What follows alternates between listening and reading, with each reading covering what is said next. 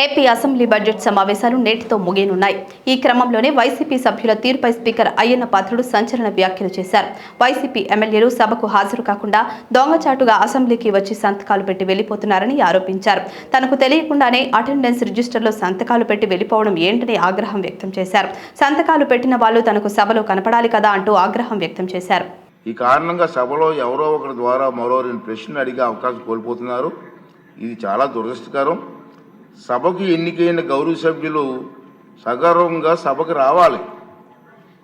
ప్రజలు ఎన్నుకున్నారు మిమ్మల్ని సభలోకి వెళ్ళి మా సమస్య మాట్లాడమని.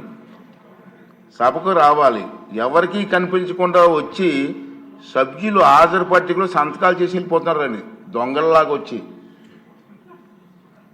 మీరు గౌరవ సభ్యులే, ప్రజలు ఎన్నుకున్నారు, మీరు ఎమ్మెల్యేస్. దొంగల్లాగా వచ్చి సంతకాలు పెట్టవలసిన అవసరం ఇచ్చింది కర్మ. ఒకసారి ఎమ్మెల్యేగా గౌరవప్రదమైన దీంట్లో ఉండి హాజరు పట్టికలో సంతకం చేసి సభకు ఆ మొహం చాటేయడం వారికి గౌరవాన్ని తగ్గించిందే తప్ప పెంచదని చెప్పి నా తాలూకా